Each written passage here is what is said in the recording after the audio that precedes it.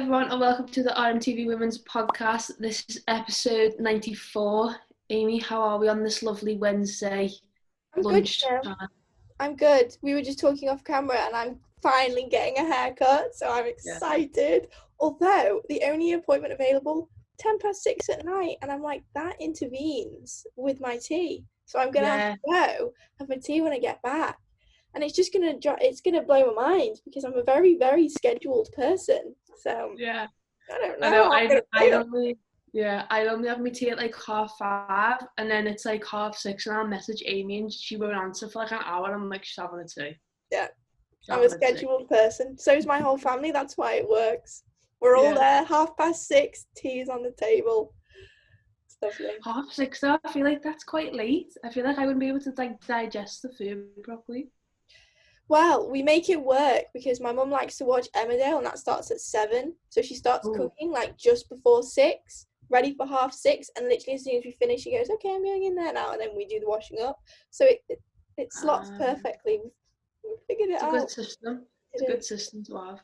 Really, Mandy doesn't watch Emmerdale, she just doesn't want to do the washing up. You know what, I have thought about that, but then I question it and I get shouted at, so we just do it. Oh. Okay, we won't question Mandy. So we've got a good couple of discussion points for this week's podcast. The first is something that I seen this morning, literally as soon as I woke up and went on Twitter. And it was that the majority of WSL clubs say no to Premier League takeover, and this was an article by The Guardian. There's fear among all of the 12 WSL clubs that, despite likely intentions to be the big financial benefits basically of a takeover from the Premier League, they think that their league would obviously play second fiddle to the Premier League.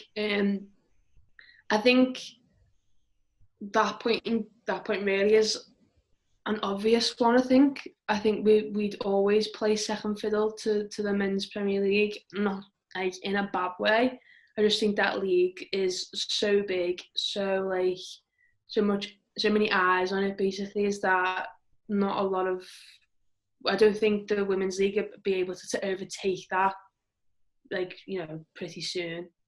I feel like maybe regardless of whether they're part of the Premier League bracket or whether they're just part of an independent league, I think they will always, as you said, be second fiddle or just one below, at least for a long period of time anyways.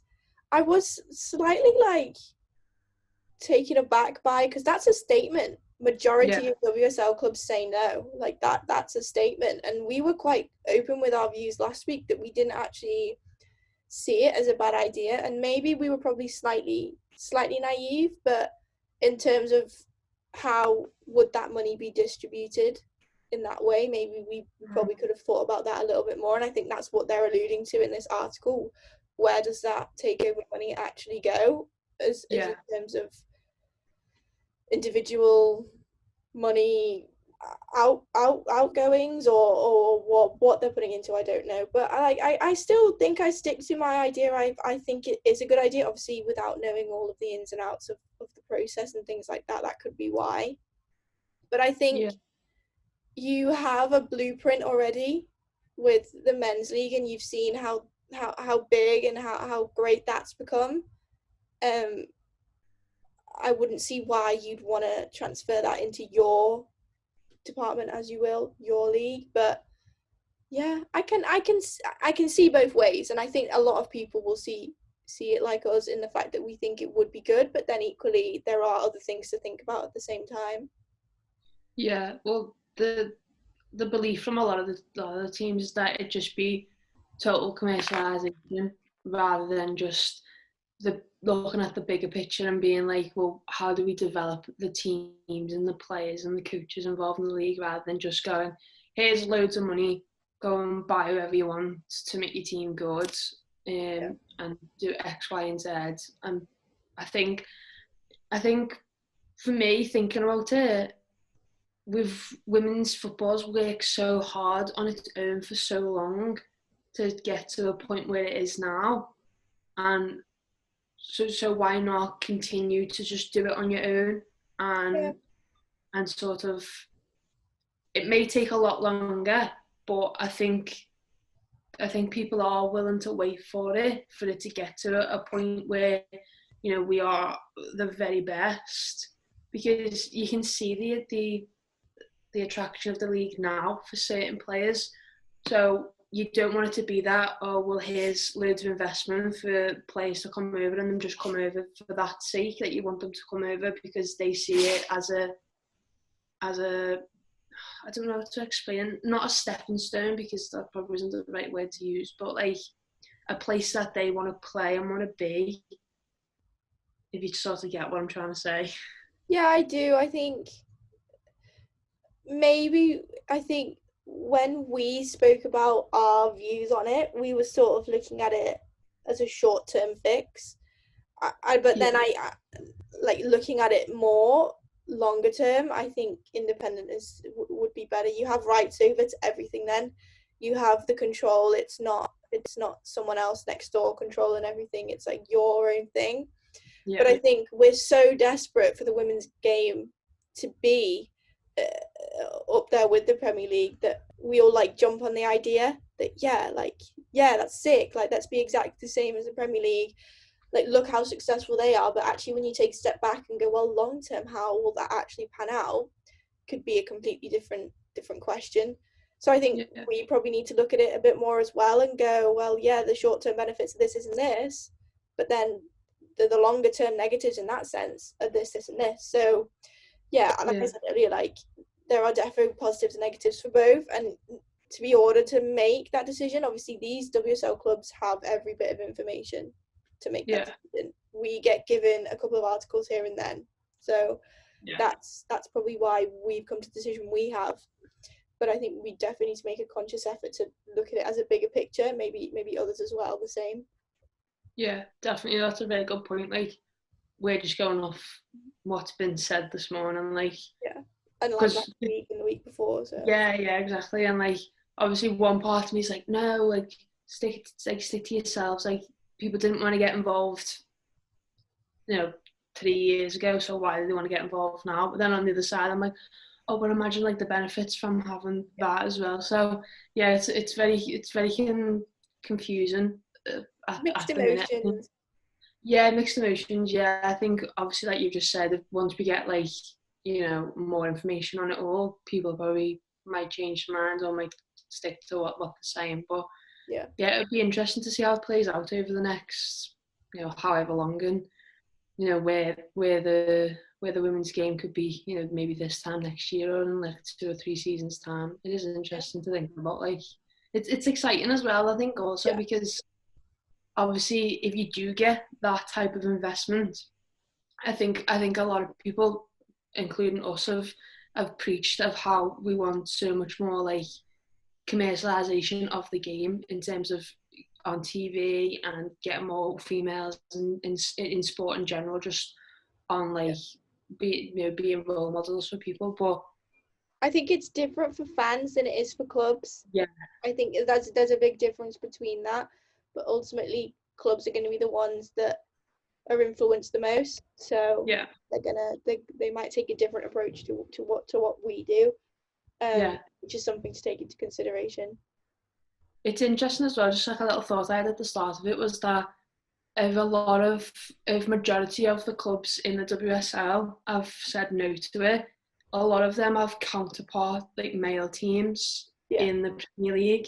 Like, Yeah. majority of our league have men's teams in the Yeah. Premier League. So like, on that sense, it would work well because you've obviously got Man United men, Man United women, Everton men, Everton women. Like, if we're back in the leagues, both Liverpool teams, like, it works well in terms of that's how you sort of mix the commercialisation side of it, is that you have both teams appearing like Yeah. ads or, you know, whatever. But then also, if a lot of them are saying no, we don't want it, that's like food for thought. You know what I mean? You think, Yeah. oh well, why don't they want it? So yeah, like you said, I think once we get more information on it, it'd be a lot easier to sort of make a defining decision on it Yeah. all. Yeah. I Um, completely agree.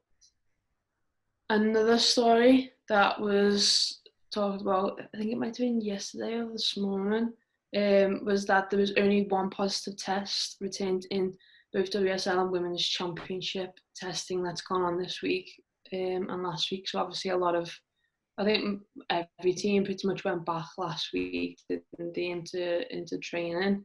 Last week or this week, yeah. Yeah, so over the next, yeah, Liverpool went back a week Monday just gone. So yeah, but I saw Arsenal only got back yesterday, or a couple of yeah, I think Chelsea yesterday. yeah, I think a lot of like international players have only just started sort of going back in over the last couple of days. But yeah, only one positive test. So I mean, it's unfortunate for that one person. But out of how many was it? Let's see, 802 tests and only one positive test. Like, you know, that's a pretty good turnout. Yeah. I think the biggest thing to take from this, although obviously like actual testing results as well, like it's good that the teams have been able to carry out these tests. Like as much as I know Arsenal still have a lot to play for with the Champions League, so obviously they needed to get back in testing, but like the likes of Liverpool, they've been given this opportunity now to really pump on with pre-season this early. Like especially with everything that's gone on and the delay that there's been, like we've got what they'll have been in pre-season for 3 months by the time it comes back around, maybe 2 months, just over that. But a lot of clubs like that will really benefit, especially having so long out as well. So I think it shows a lot in terms of development of the game that they're being allowed positive tests. And I think it was something like the FA have subsided it all, so they've really helped clubs. Obviously individual clubs like Liverpool will have had some influx of money from the bigger club in order to like allow it to go ahead, but I think it was something like 1 million has gone into it from, I think it was from the Premier League actually. I remember reading something about that. I probably should know, but yeah, I think it's great that they've been able to do it. I just wish it was before, so the league could have ended. But that's the if and buts you think when it comes to things like this. Like it's happening now, but could it have happened before everything happened? So yeah, no, that's definitely a thought that crossed my mind as well, especially when I seen Liverpool women's inside training video the other day, and you're seeing them getting tested upon arrival, and it was like, oh, if only like this could have all been put in place, you know, a couple of months ago when all this first started happening. But you know, you can't. There's no point in dwell on the past. Can't dwell on the past. It is what it is at this point. We are where we are, so let's just, you know, focus on the positives that could potentially happen over the next, you know, year or so. Because, like you said, we're going to be in pre-season for a long time because the campaign's not set to start until the weekend of the 5th and 6th of September. That could even get pushed back as well, depending on the current situation. Yeah. Exactly, yeah. So players are going to have a lot of time. It's not. I think the good thing for me is it's not rushed. Yeah. So like we haven't gone back into pre-season like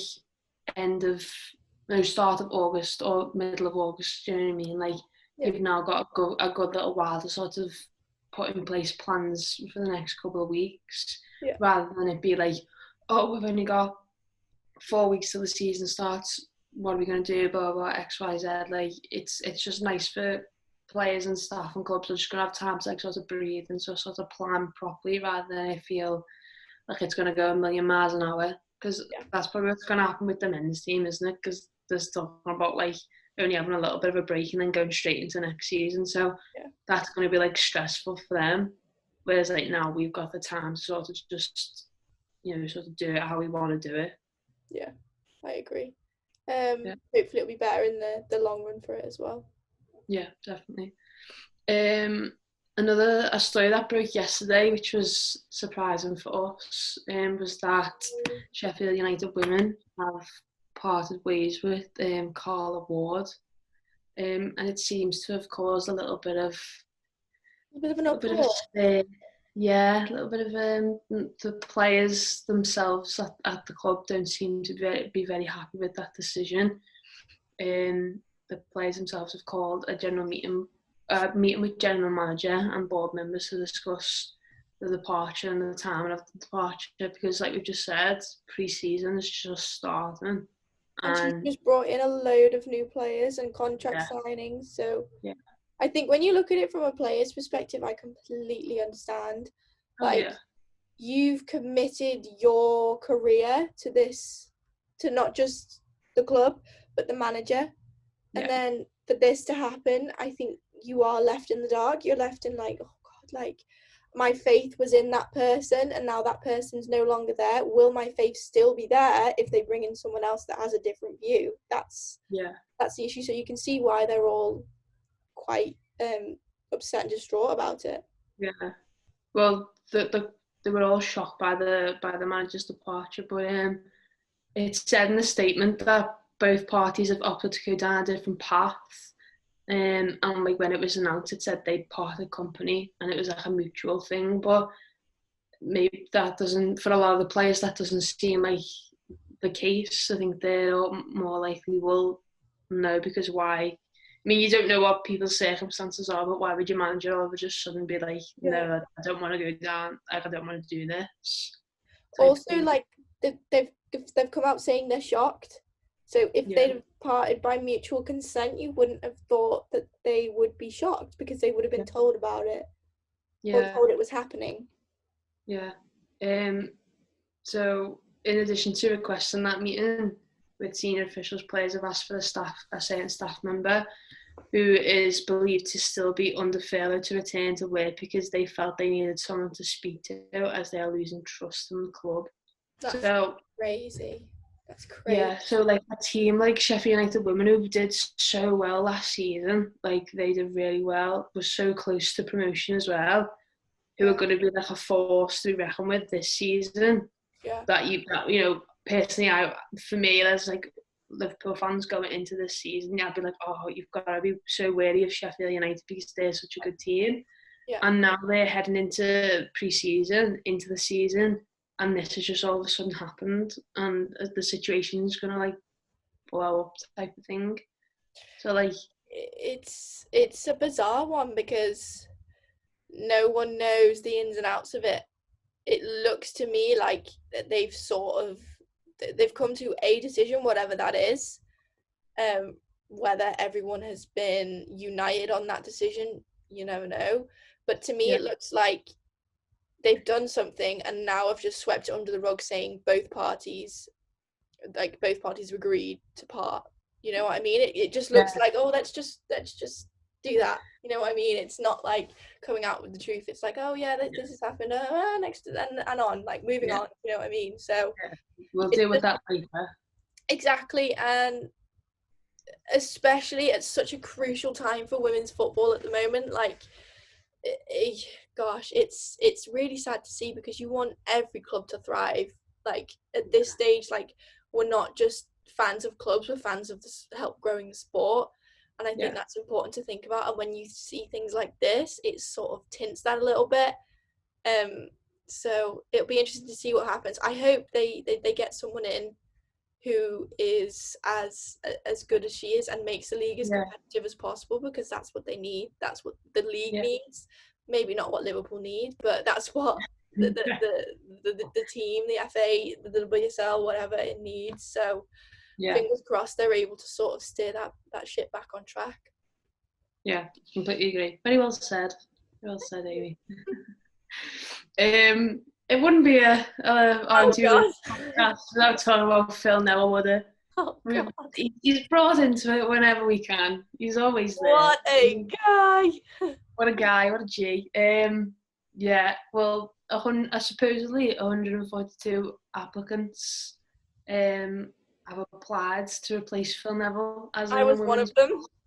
Yeah, me and Amy both applied. So 140 real applicants. Yeah. I'm joking, we haven't.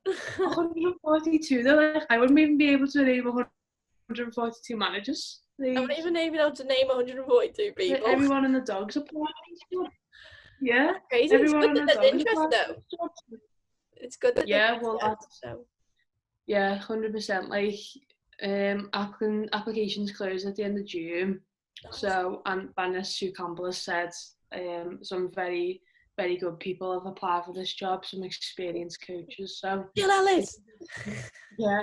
Well, she's Bucky's favourite, isn't she? Yes. I'd happily have Jill Ellis as our manager. Like, you've only got to look at her records to be like, well, yeah, like, why wouldn't you? Back-to-back World Cups with the USA, like, Why the hell not? she's just good, isn't she? She's good at her job, isn't she? She's the definition of an absolute G. Yeah, and I think obviously she worked with Dawn Scott for so long as well. Yeah. So who's now like our fitness coach at England. So like there's another connection. I'm sure they'll be happy to work together again. But I agree. yeah, I think another, like, loads of managers have been thrown in the mix. I mean, like, obviously Emma Hayes has been mentioned, Casey Stoney's been mentioned, and there's loads of people. It'd be really interesting to see the 142 applications, because I'm struggling to name people right now. Never mind 142 of them, but it just shows that, like, England women is a prosperous job for a lot of people. Like, It's a people fabulous do. destination. Yeah, exactly. Like, especially with so many international competitions coming up, obviously Olympics, Euros, World Cups. She believes, like, there's loads of tournaments that a manager's going to be thrown straight into, and a lot of managers, obviously international managers, relish those competitions because they don't get them every year, all year round. So they're obviously going to want to be there for the big moments. So yeah, it's going to be interesting. Reportedly, 140, can't get the words out. 142 applicants from 30 different countries. So that's a bit odd as well at the same time. But yeah, it'd be interesting to see. Apparently, as Obviously, well, at least 4 of the FA's preferred candidates pulled out. Amazing. well, that was before Yeah. the Before Bill came in. Yeah, so I wonder if they've reapplied. Imagine. So what they're saying there is Phil Neville was 5th choice. Is that what they're saying? Oh my god, yeah. Realistically, it is though, isn't it? Like, 4 of FA's preferred candidates pulled out. Savage. Take that one, Prior Phil. to them approaching Phil Neville. Yeah. Phil's saying it's only a stepping stone that FA's like, I'm not having that. Phil, you were 5th choice. Literally, throw it back in his face. Yeah, well, that's hilarious. Yeah, amazing. Interesting. I hope we find out soon, because it's been like going on for ages. I feel like maybe more than likely in the new year, probably. I think. I don't think. Maybe. Well, obviously we don't know what the score is with, like, international football for the rest of this year. No. So I don't think that they're in too much of a hurry to announce it either. So. I think as long as you've got someone in place and working with the squad before the Olympics start, then that's a good enough time to get things going. I agree. Let's have a little look at the transfers that have happened then. Obviously the windows. A hefty list here. A very hefty list, yeah. We'll just run through them, and then if there's any that we feel like we can comment on, we'll just say our thoughts. I will be honest, a lot of them I am very unaware of. A few of them I know, obviously, like the main ones you'll know as well. If anyone wants to give us a bit of information on any of these new ones, please let us know. Because we are always looking to expand our football knowledge. We certainly are. So the first one, Siobhan Chamberlain leaves Man United, obviously England goalkeeper for a while. Former Liverpool player as well, so be interesting to see where she heads next, if she does head anywhere next. Might be taking a bit of time out for a new baby. Yeah, exactly, and maybe she's got to look at going into like coaching or something. You never know. Martin Ho is the new assistant at Man United. Can't read. Lucy Stalliford signs for United. That was a big one for me. Because obviously she left Birmingham a couple of weeks ago or so. it was always like, oh, where's she going to end up? And I think she suits Man United. I think that's a good sign for both parties there. Yeah. I apologise if I pronounced this name wrong, but Man United women have signed Ivana Fuso. Nice, from Germany, I believe. Yeah, that sounds about right, doesn't it? Yeah. Everton women have signed Denmark forward Nicolai Sorensen. Tell you what, I tweeted this the other day, and I felt horrible tweeting it because it's Everton, but they are absolutely smashing this transfer window. If you think about it, Izzy Christiansen and Hayley Rasso are basically 2 new signings as well because they've hardly played for them, and they've brought in 2 new fullbacks. I'm pretty sure in Poppy Patterson, and then another one, and they brought in this woman now, another forward player. Like they're going to be so good. Like I genuinely think they're going to challenge the top 4, 5 this season. I think this season, I think it was Emma who might have said this to us as well, was like, oh, they could have well competed for like 4th spot with United there, like 100%. So a lot of their games got cancelled as well, so that comes into it. So I think they're going to be a definite force to be reckoned with for sure. Yeah. Oh, I don't know how to pronounce this next one. Nora Haroum. She is signed for Brighton. Brighton have brought in a few players, you know. Yeah. Forward Katie Robinson is also signed for Brighton. She's like in England under 17s player, so she's definitely like one for the future. Yeah. Noel Matrice. Noel Matrice. She's signed for Arsenal. Arsenal again are signing so many players.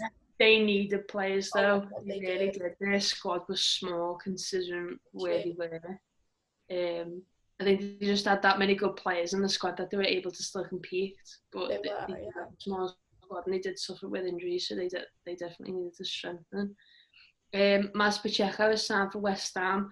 We were so hoping she was going to sign for us, weren't we? We were like, we were just waiting for the announcement, and then she uploaded a photo on Instagram like the day before she announced that she'd signed for West Ham, wearing like the 2005 like Istanbul shirt. I almost cried. Oh. Yeah, we were like, oh, what's going on here? And then it's like, no, she's signed for West Ham, but that's a good move for her, I think. Obviously, it's a developing squad, isn't it? So she's going to be well within that squad for a few years to come, for sure. 100%. Everton have also finalised another deal to bring Norway international Ingrid Mowold. Amazing. Mowold to the club. She played for Atletico, was it, in Spain? Something like that, yeah. You've just put Madrid to the 2 of them. I don't know. Yeah. Whatever. I want to say Atletico. It's not Real Madrid, is it? So it's got to be. Yeah, it must be. Well, they are Real Madrid now, do you know what I mean? So I know. I love the new kit. It's cool, isn't it? Yeah, it is nice. Cool. It is nice. You know what I'm like noticing?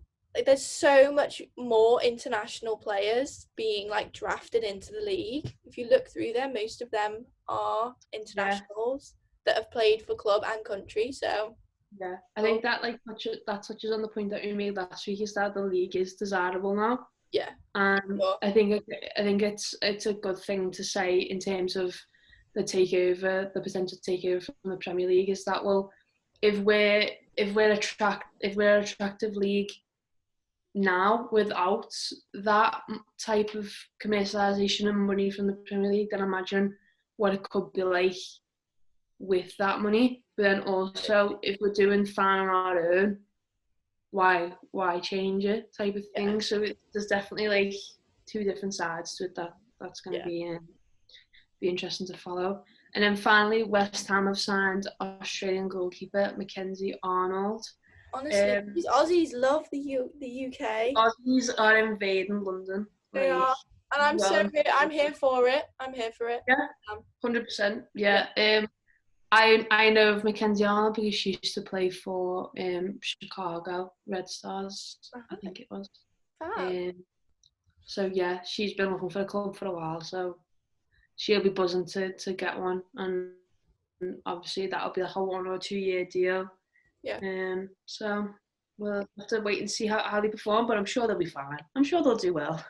Oh yeah. There's quite a few there. I apologise for our lack of knowledge on some, but obviously, as I said, if people want to give us a bit more info on them, it's hard because when there's so many like that, it's difficult to go through them all. And obviously, if they don't relate to Liverpool as well, it's sort of harder to wrap your head around. Yeah. But I'm hoping Liverpool will release a few more signings soon. Fingers crossed. Oh. But yeah. Yeah, well, that's everything on the agenda. I don't think there's any more stories. No one all look, loads will break this afternoon before this goes out, and we'll have to. Sure. It'll be like the Lucy Brand and Alex Greenwood bit where we had to put a little clip on the end. There'll be like 5 little clips. Honestly, that was just frustrating because we literally just ended and it had gone boom, and we were like, oh. Yeah, I literally rang you back and I was like, Amy. I know it happens quite frequently for us. Yeah. It's easier when we're on Zoom though, because when we're in the studio, then you have to like put the thing back in and then the then. It's like, because we're in the studios, literally as soon as we finish filming, it's like change the set around. So imagine if like news broke, we'd just be like on our phones, like sitting in a random place. Honestly. But yeah, thank you very much for watching. Remember to like the video, comment, subscribe to the channel. Check out every other video that's been uploaded so far. In existence. Is every video goes back to the first video on anyone who watches till the end, go back to our first ever video. I think it's the Everton Anfield vlog, and comment 2020 Amy and Lauren sent me here. There we go. Yeah, that's a good one. But yeah, thank you for watching. Remember to like the video, comment, subscribe to the channel, and we will see you all next week with a new podcast. Bye.